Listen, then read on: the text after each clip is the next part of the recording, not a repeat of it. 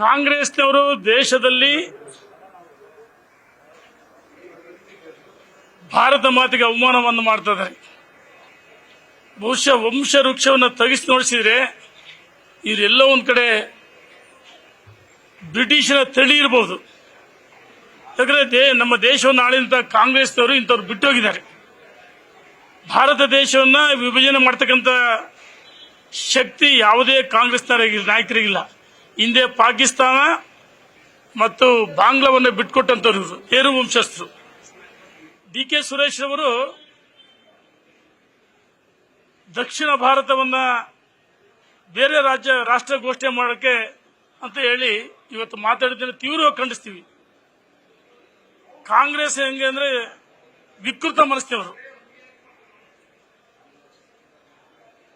ಸದಾ ವಿವಾದಗಳ ಮಾತಾಡ್ತಕ್ಕಂಥವ್ರು.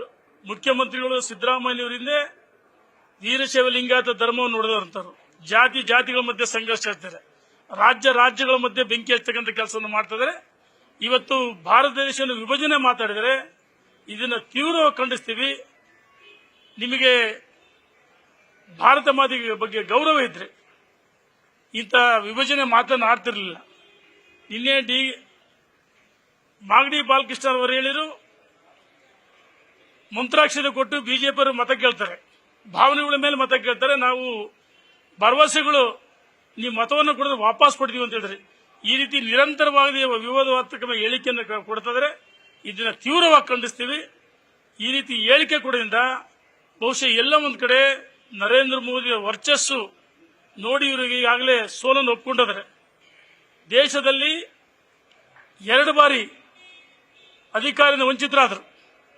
ಮತ್ತೊಮ್ಮೆ ನರೇಂದ್ರ ಮೋದಿ 3ನೇ ಬಾರಿಗೆ ಪ್ರಧಾನಮಂತ್ರಿಯಾಗಿ ಶತಸಿದ್ಧ. ಈ ರೀತಿ ವಿಕೃತ ಮನಸ್ಸಿನಿಂದ ಹತಾಶ ಮನೋಭಾವದಿಂದ ದೇಶ ವಿಭಜನೆ ಬಗ್ಗೆ ಮಾತಾಡ್ತಿದ್ದಾರೆ.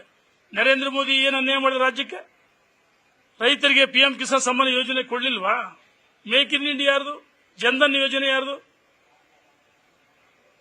ನುಡಿದಂತೆ ನಡೆದಂತ ಈ ದೇಶದಲ್ಲಿ ಯಾರಾದರೂ ಕೇಂದ್ರ ಸರ್ಕಾರದ ಪ್ರಧಾನಮಂತ್ರಿ ಇದ್ರೆ ಅದು ನರೇಂದ್ರ ಮೋದಿ ಅವರು. ಆರ್ಟಿಕಲ್ 370 ನಾವು ಚುನಾವಣೆ ಪೂರ್ವದಲ್ಲಿ ಭರವಸೆಯನ್ನು ಕೊಡಿದ್ವಿ. ಆರ್ಟಿಕಲ್ 370 ತೆಗೆದಾಕಿದ ಮೇಲೆ ಜಮ್ಮು ಕಾಶ್ಮೀರದಲ್ಲಿ ಜನ ಇವತ್ತು ನೆಮ್ಮದಿಯಿಂದ ವಾಸ ಮಾಡ್ತಾರೆ. ಮತ್ತು ಅಯೋಧ್ಯೆಯಲ್ಲಿ ಕಳೆದ 500 ವರ್ಷಗಳ ಹೋರಾಟದ ಪ್ರತಿಫಲ ಕರಸೇವಕರ ತ್ಯಾಗ ಬಲಿದಾನ. ಭಾರತೀಯರ ಅಪೇಕ್ಷತೆ ಅಯೋಧ್ಯೆಯಲ್ಲಿ ಶ್ರೀರಾಮ ಮಂದಿರ ನಿರ್ಮಾಣದಾಗ ವಿರೋಧ ಬೆಂಕಿ ಹತ್ತಾಗುತ್ತೆ ಅಂತ ಹರಿಪ್ರಸಾದ್ ಹೇಳಿದ್ರು, ಗೋದ್ರಾ ಘಟನೆ ಅಂತ ಹೇಳಿದ್ರು. ಈ ರೀತಿ ವಿವಾದಾತ್ಮಕ ಹೇಳಿಕೆಗಳಿಂದ ಕಾಂಗ್ರೆಸ್ನವರು ಅಡ್ರೆಸ್ ಇಲ್ಲದೆ ಹೋಗ್ತಾರೆ. ಶಾಪ ನಿಮಗೆ ಖಂಡಿತ ಹೇಳ್ತೀನಿ, ಭಾರತ ಮಾತೆ ಶಾಪ ನಿಮಗೆ ತಟ್ಟುತ್ತೆ. ಒಂದ್ ಕಡೆ ಕರಸೇವಕರ ಶಾಪ, ಶ್ರೀರಾಮನ ಶಾಪ, ಹನುಮಾನ್ ಶಾಪ. ಕೆರೆಗೋಡಿನಲ್ಲಿ ಏನ್ ಮಾಡಿದ್ರು? 18 ಜನ ಗ್ರಾಮ ಪಂಚಾಯತಿ ಸದಸ್ಯರು ನಡವಳಿ ಮಾಡು ಸಹ ಆ ಬುಕ್ ಅನ್ನ ಅಲ್ಲಿಂದ ಕದ್ದು ಬುಕ್ ಅನ್ನ. ನಾಚಿಕೆ ಆಗ್ಬೇಕಲ್ಲ ನಿಮಗೆ?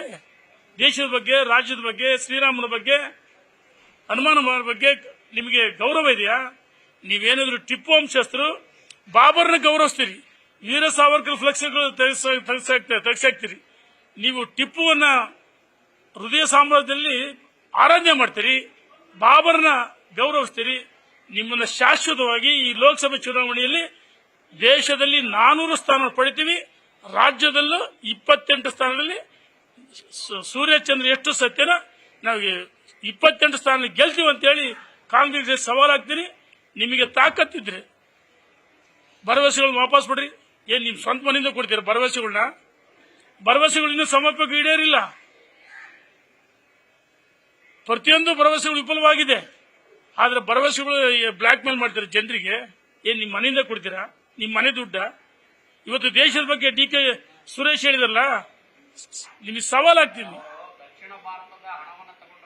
ಒಂದ್ ನಿಮಿಷ ಅದನ್ನೇ ನರೇಂದ್ರ ಮೋದಿ ಅವರು ಸಬ್ಕಾ ಸಾಥ್ ಸಬ್ಕಾ ವಿಕಾಸ್ ಸಬ್ಕಾ ವಿಶ್ವಾಸ ಅಂತ ಹೇಳಿದ್ರು.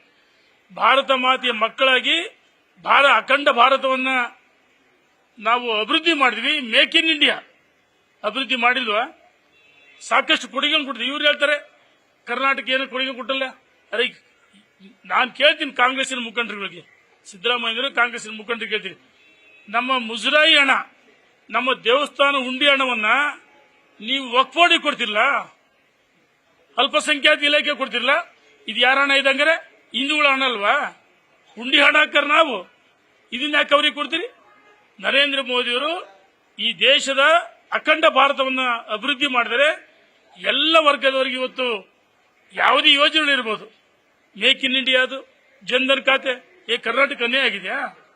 PM ಕಿಸಾನ್ ಸಮ್ಮಾನ್ ಯೋಜನೆ ಅನ್ಯಾಯ ಆಗಿದೆಯಾ?